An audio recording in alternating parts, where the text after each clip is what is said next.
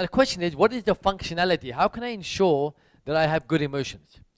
So what I'm going to do is I'm going to take you to the next page. Yeah, page number 4.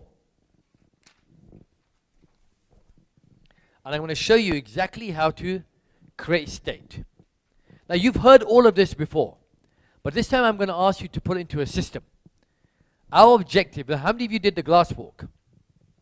The glass walk. Secret Millionaire Blueprint, glass walk? All of you. How many of you, when I first mentioned the glass walk, how many of you thought, oh my God, I can't do that? Right? How many of you thought, yeah, I'll do it like that? Okay. So now you got the glass in front of you and you walked. Now how did I ensure that you walk? I changed your state. I literally changed your state. How did I change your state?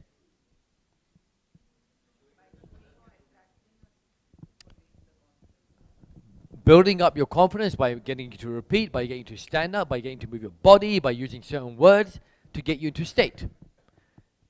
When you have a baby crying, what do you do? Then what do you do after that? What else do you do? You get it? What do you do? What are you trying to do with a baby? You're trying to get into state. So you pick it up first. Then you start patting it in the back. Guju, guju, guju, guju. I don't know what the guju guju means, but guju, guju, guju, guju. You do all that stuff, right? And then you rock it around. And then you pat it on the back. And then you put it down and it goes to sleep. What have you done? You've changed the baby's state. That's all you do. He doesn't understand anything. But when you shake it, for some reason the baby actually starts falling asleep. Rock-a-bye baby on the treetop, right? And you pat it and you feed it, change its state. So our objective as human beings is very simple. Is to be a source of great emotions. Is that clear? If it's not clear, tell me now because I won't move ahead.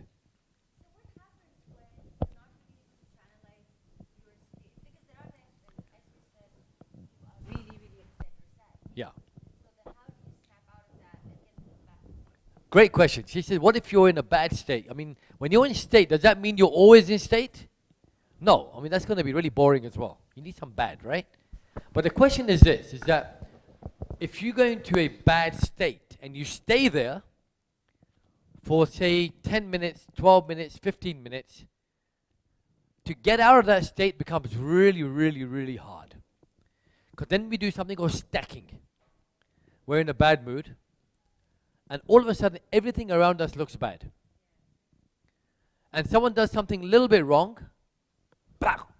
Now, for example, if you come to my seminar, before you walk in, I walk into the room. This is how I walk into the room. Everyone knows, right? I'm going to laugh now, but I walk in really seriously, right? I look around, and everyone in the room is like this. What's he going to say? He's going to pick on something. So I'll say, look, that standee shouldn't be there. Why is it there for? Right? And people... Now, in my mind, I'm in state.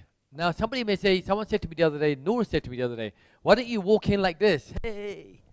But I don't walk in that way because that's not a state for me. My thing is I'm going on a mission now, and I don't go on a mission like this. I don't. I go on a mission like this. I walk in, I look around the room, I look at the things, I say, right, everything's good.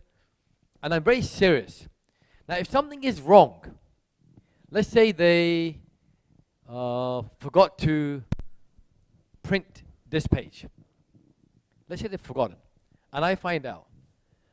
All of a sudden, my focus will find 10 other things that are wrong. Like that.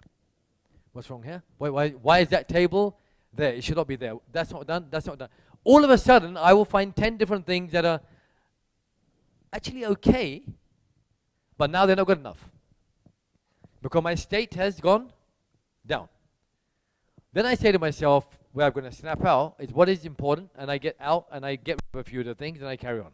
So I know now when I walk in the room, almost all the staff are wondering to make sure. Now, does that work for me? Yeah. Because they will make sure that everything is absolutely perfect. Today, I came at 9:25. Intentionally. Because I'm always here 40 minutes early.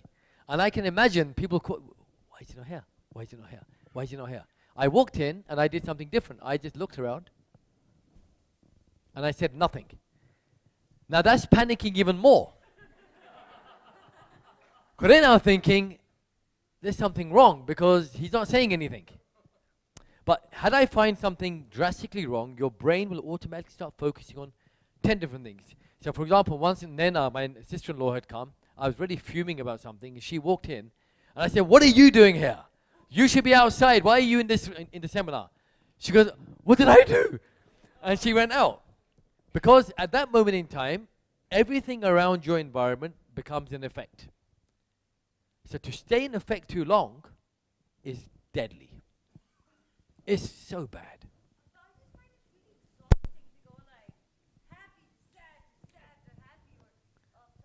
I understand the longer you, I'm sorry. So as much as I understand, it's really hard to like, it's a disaster to stay in effect for too long. But it's just really consuming to, you know, if there is something that's causing, you know, an irritation, which then becomes really annoying and, you know. Sure. So how do you just keep snapping? It's physically exhausting is what I'm First saying. of all, it's exhausting because, number one, she's probably doing this. Right? Up and down all the time. You're pleasing, maybe you're pleasing people. Maybe some people in your environment are people that. Or if you see a pattern. So you know that this has happened and this is how I fixed it. This is what's happened, this is how I fixed it. So you're just tired of kind of, you know. So you don't have an alternative pattern. No. You're using the same pattern, right? Okay, so you're saying break the pattern. Yeah, so I'm saying to her, she's saying that I've got a way, I fix it, I get away, but it's so tiring. But what about a different pattern? So I'm saying to you, look, the pattern we're going to work on, we identify the source, which we're doing now. Then we say to ourselves, how do we fuel ourselves?